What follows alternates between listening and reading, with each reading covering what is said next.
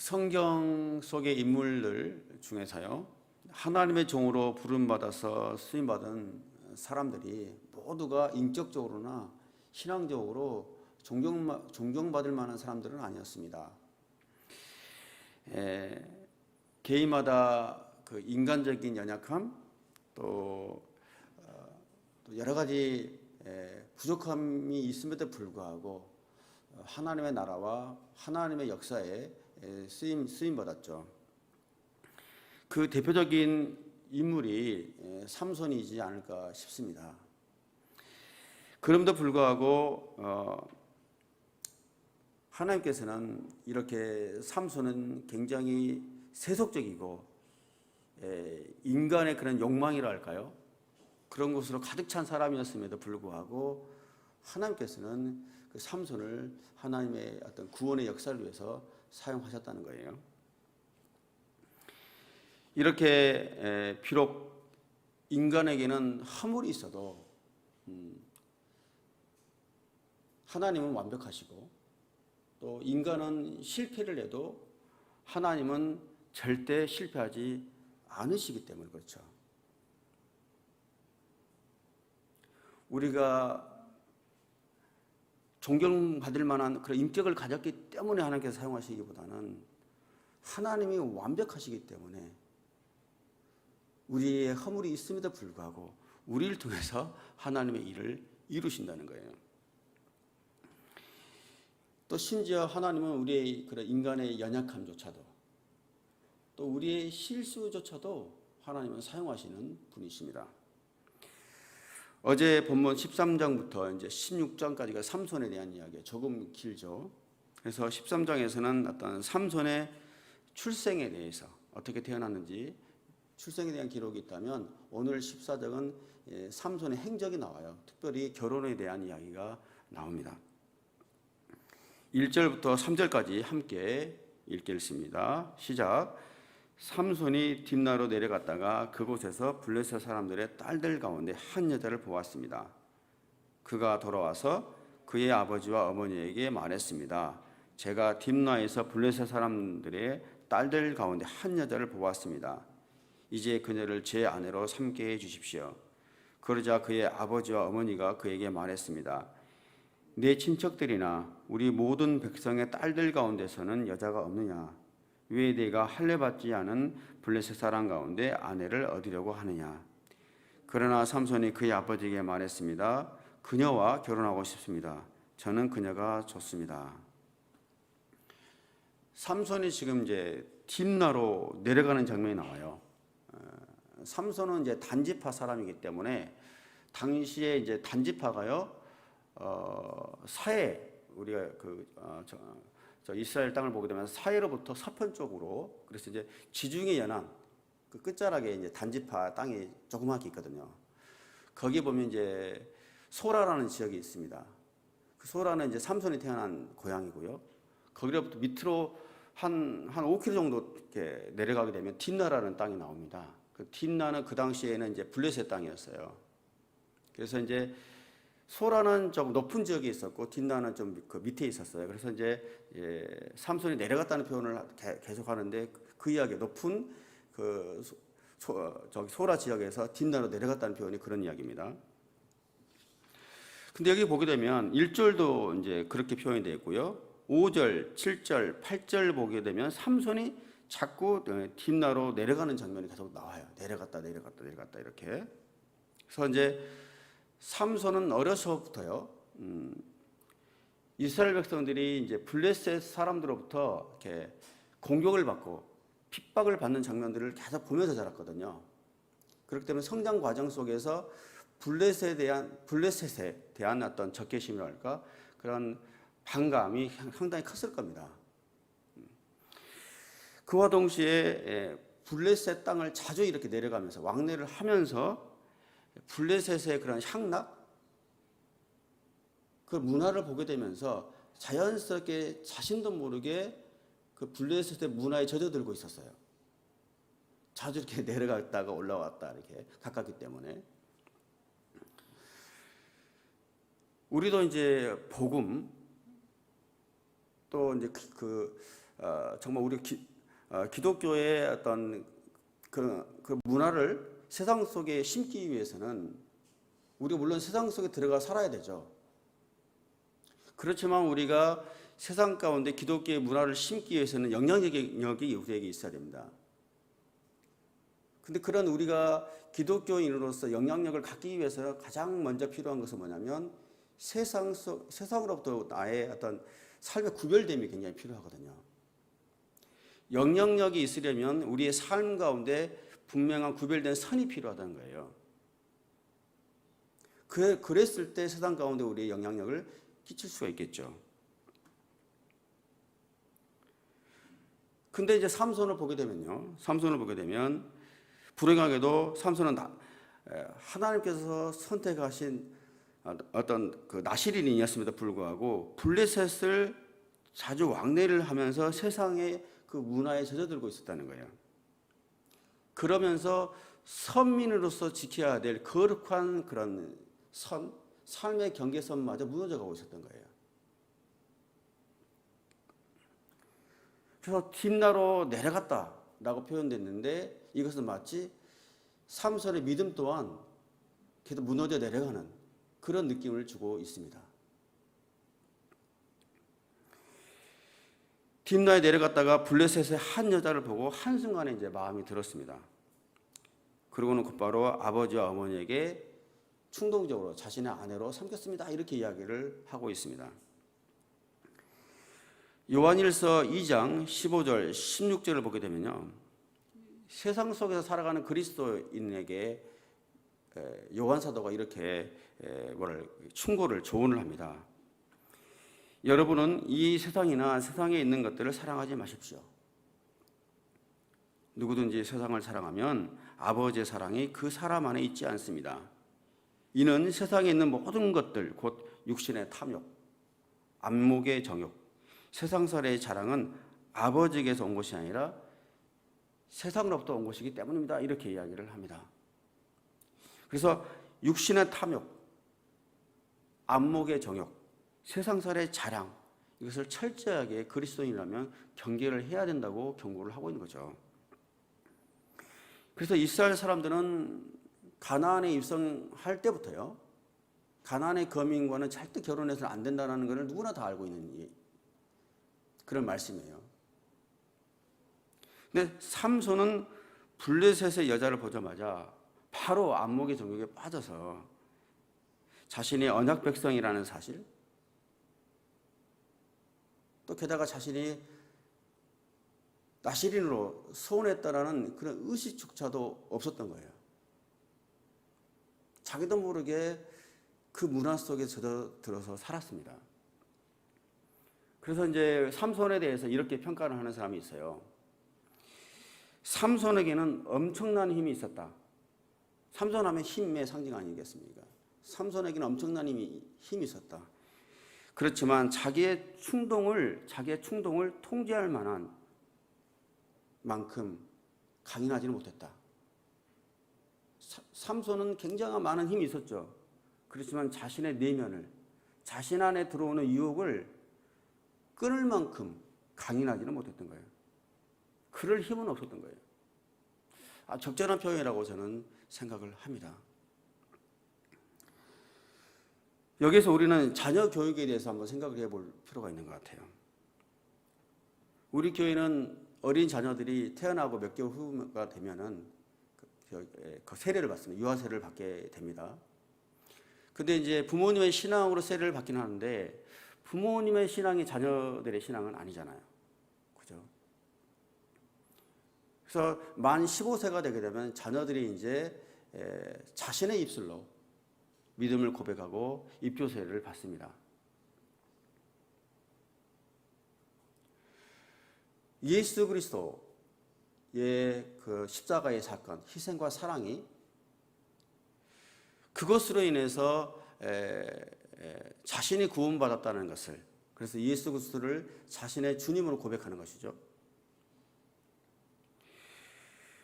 그래서 예수 그리스도의 그런 사건이 자신의 구원의 사건이 되는 것이고, 또 예수 그리스도의 그런 죽음과 부활이 자신에게 복음이 되어야 하는 거죠.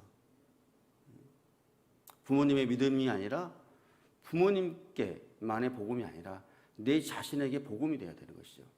그러기 위해서 이제 입교 세례를 갖습니다. 삼손의 부모가 어떻게 삼손을 훈육했는지는 알 수 없어요. 그런 모습은 나타나지 않는데, 근데 이제 내용을 보건대 부모님의 신앙이 삼손에게 잘 전달되지는 않은 것 같아요. 여러 가지 이유가 있을 거예요. 그래서 삼손과 비교되는 인물이 이제 성경을 보게 되면 사무엘, 세례 요한이 있습니다. 그렇죠? 사무엘과 세례 요한도 아주 손이 귀한 가정에서 태어났잖아요. 임신하지 못하는 여인에게서 하나님의 특별한 은혜로 태어난 자녀들이잖아요. 근데 사무엘이나 세례 요한은 그렇지만 삼손과는 다르게 부모님의 믿음에 따라서 또 자신의 믿음의 고백을 통해서 이스라엘의 하나님의 그 역사를 위해서, 하나님 나라 일을 위해서 거룩하게 쓰임을 받았거든요.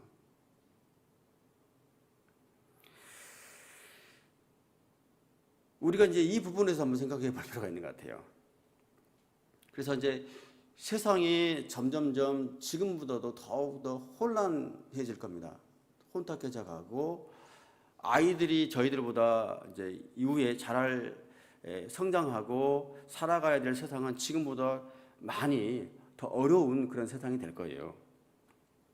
그래서 우리가 어떤 교육보다도 우리 자녀들이 하나님을 경외할 수 있도록 하나님을 진실로 믿는 믿음의 자녀들로 우리들이 가르치고 훈육해야 될 것입니다. 그래서 말씀과 기도로 아이들 앞에서 말씀을 읽는 부모, 또 아이들이 있는 공간에서 기도하는 부모, 그런 예배하는 삶을 통해서 믿음 가운데 자녀들을 양육하기를 바라고, 또 하나님 나라를 위해서 우리 동교오늘리 교회의 믿음의 자녀들이 거룩하게 쓰임 받기를 예수 그리스도의 이름으로 축복합니다. 4절을 보시면요, 부모의 만류에도 불구하고 삼손은 블레셋 여자와 결혼하고 싶었어요. 블레셋의 여자를 보자마자 그녀가 좋았습니다. 그러나 그 속에서도 하나님께서는 블레셋을 물리칠 기회를 찾고 있었습니다. 그럼에도 불구하고 무슨 이야기냐면요, 안목의 정욕에 사로잡혀서 잘못된 길을 가는 삼손의 실수, 그런 인간적인 연약함이 분명히 있음에도 불구하고 그 속에서도 하나님께서는 삼손을 통해서 블레셋을 칠 그런 계획을 갖고 계셨다는 거예요.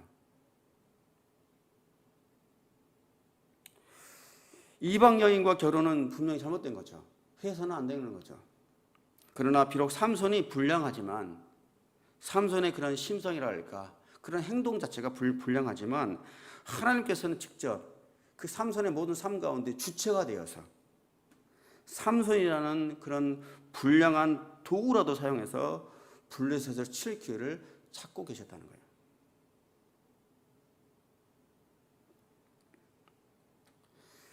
왜입니까?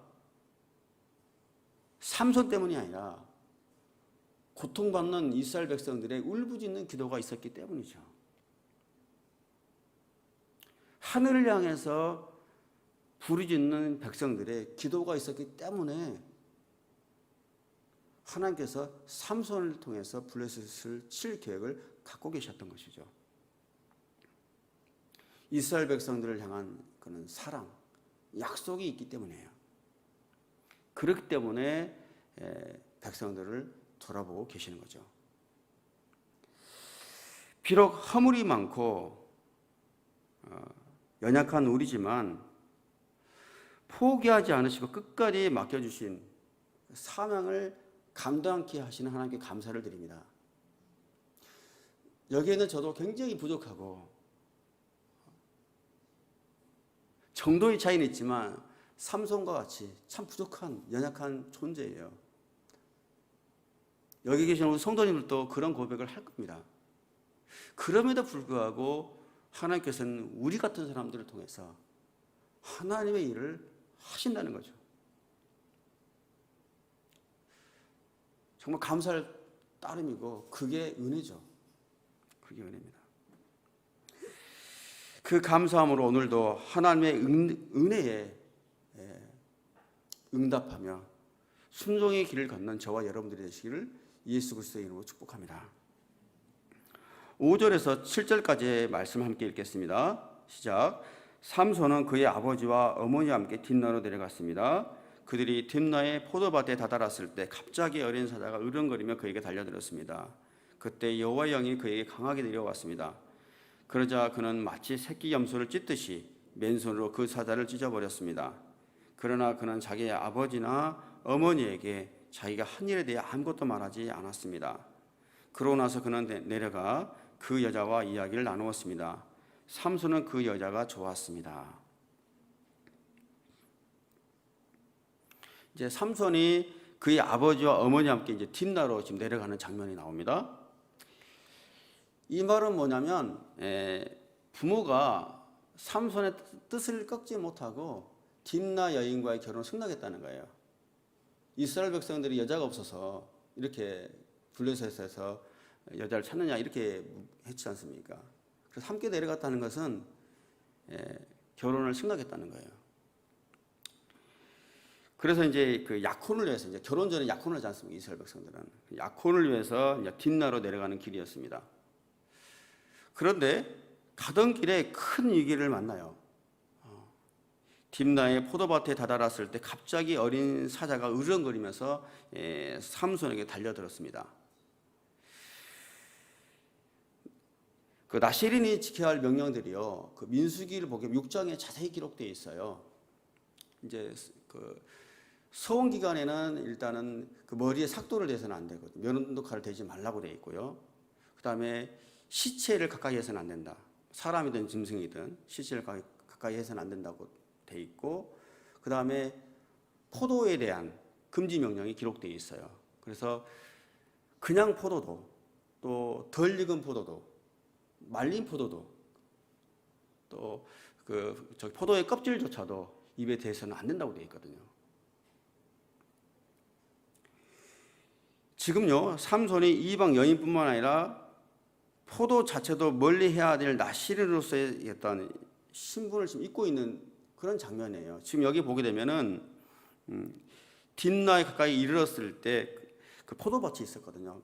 일부러 성경에서 이렇게 기록해 놓은 것은 이방 여인뿐만 아니라 포도밭 가까이 가서도 안 될 나시린으로서의 그런 신분조차도 입고 있었다는 것을 지금 이야기해 주고 있는 거예요.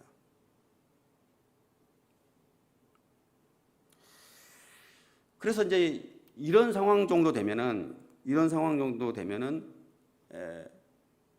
내가 지금 하는 일이 잘못됐구나, 하나님의 뜻이 아니구나라고 생각을 해야 되는 거거든요. 이방 여인과 결혼하는 것 자체도 문제였지만 포도밭까지 갔잖아요, 가깝게. 그러고 난 다음에 사자가 달려들어왔거든요. 그 정도 되게 되면 이거는 하나님 뜻이 아니다라고 생각을 해야 되는 것이 정상인데, 보통 민감한 사람들은 그렇게 생각할 겁니다. 우리가 민감하다면, 영적으로 민감하다면 그런 생각을 할 텐데, 삼손은 그런 민감함조차도 없었던 거예요. 영적으로 굉장히 둔감했다는 이야기를 지금 하고 있는 것입니다. 우리도 주님의 은혜로 거룩한 성도로 부르심을 받았습니다. 그리스도인답게 변화된 삶을 살아야 하지만 간혹 그렇게 하지 못할 때가 있죠. 하나님의 뜻이 아니라고 생각하는 것, 또 내가 그리스도인이 되었기 때문에 해서는 안 될 그런 행동에 대해서 우리가 생각을 해요. 그러는 가운데 우리가 특별하게 우리에게 문제가 있어서라기보다는 하나님께서 우리의 삶 속에서 간혹 시험거리라든지 우리의 믿음의 성장을 위해서 시련을 허락을 하십니다. 그러나 우리가 하나님 뜻과는 달리 이게 분명히 하나님 뜻이 아니라는 것을 우리가 알면서도 세상의 유혹 속에서 안 해도 될 일을 함으로써 당하는 시험도 있다는 거예요. 물론 하나님께서 우리를 불쌍히 여겨주셔서 또 피할 길을 주시고 우리를 또 도와주세요. 그렇지만 지혜롭지 못한 자신의 행동, 하지 않아도 될 행동을 우리가 함으로써 스스로 불필요한 그런 대가를 치르는 경우도 있다는 거예요. 삼손처럼 이방 여인과 결혼해서는 안 되는 거, 포도를 가까이 해서는 안 된다고 했는데도 가깝게 하는 그런 이런 모습을 통해서 뜻하지 못한 위협을 당할 수도 있다는 거예요. 우리가 자초하는 것이죠. 저도 그렇지만 성도님들도 다 그런 경험들이 한두 번 있을 거예요. 이것이 하나님 뜻이 아닌데라고 하면서도 기도를 하면서도 하게 되는, 하고 마는 그런 실수를 합니다.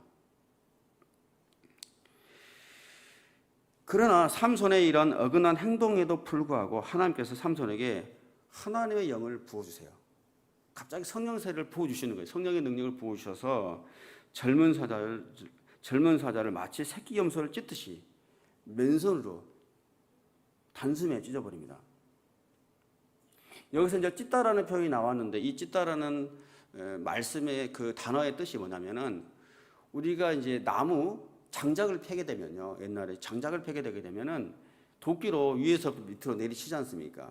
그러면 그냥 내리치는 게 아니라 이렇게 장작을 패보면 알겠지만 나무의 결을 따라서 패거든요. 나무의 결을 보고 위에서부터 밑으로 내리치는 거거든요. 그러면은 도끼의 무게에 조금의 힘을 실기만 하면 위에서부터 밑으로 쫙 하고 이렇게 쪼개져요. 금방. 힘이 별로 들어가지가 않아요. 그랬다는 거예요. 그러니까 삼손이 전혀 힘이 별로 들지 않게 마치 새끼 염소를 찢듯이 단숨에 이렇게 찢었다는 거예요. 그러나 삼손이 이렇게 한 일에 대해서 부모님들이 알 수가 없었어요. 그 이야기는 뭐냐면 삼손이 젊은 사자를 찢었는데 몸에 긁힌 상처 하나도 없었다는 거예요. 누구도 눈치채지 못할 만큼 가볍게 제압을 했다는 거예요. 그만큼 하나님의 능력이 임하면 어려운 일도 단순하게 해결을 할 수가 있죠. 마지막으로 8절과 9절 말씀입니다. 보게 되면요, 얼마 후 삼손은 그 여자를 데리러 다시 또 뒷나라로 내려가요. 다시. 이제 정식적으로 결혼하기 위해 내려가는 거예요. 그 전에는 이제 약혼을 해서 내려간 것이 부모를 데리고, 이제는 정식적으로 신부를 데리러 갔다는 이야기는 뭐냐면 결혼을 했다는 거예요. 근데 가는 도중에 전에 죽인 사자의 시체 안에 또 벌꿀이 있었어요.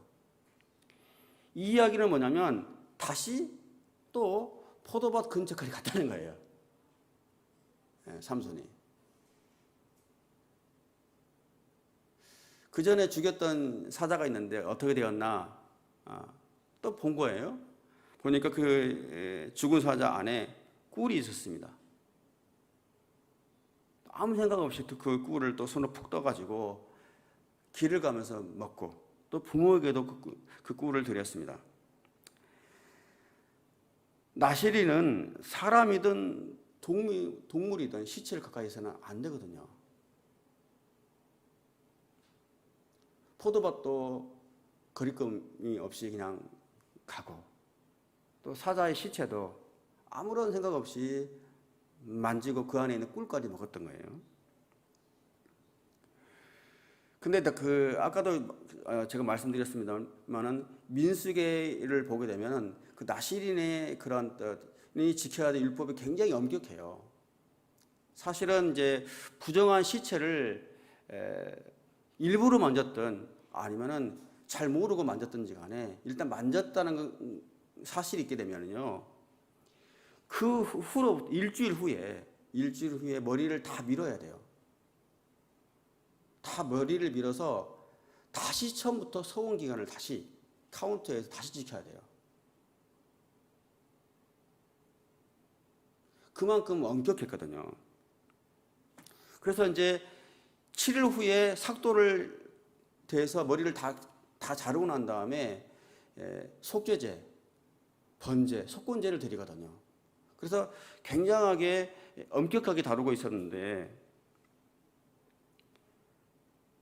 삼손은 그런 의식조차도 없는 거예요, 사실은.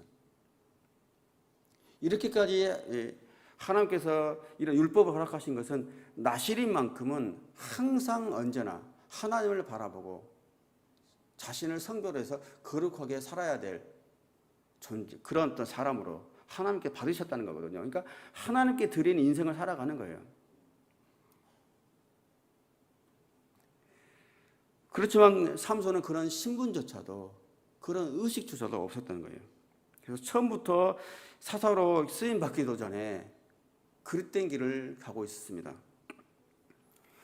그래서 삼손을 이렇게 보게 되면, 삼손의 행동을 보게 되면 실망이 사실 크죠.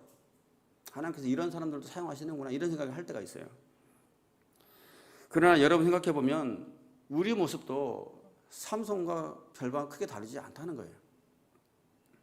하나님 앞에 허물투성일 수밖에 없는 우리의 모습을 보게 됩니다. 그럼에도 하나님은 우리를 통해서 지금도 하나님 나라를 확장해 가고 또 하나님의 일을 이루어가고 계십니다. 그 생각할 때마다 감사하고 또 나 같은 사람을, 저도 오늘 아침에 일어나서 이 새벽 설교를 위해서 또 나오게 되는데 하나님께서 나 같은 사람을 사용하시는구나.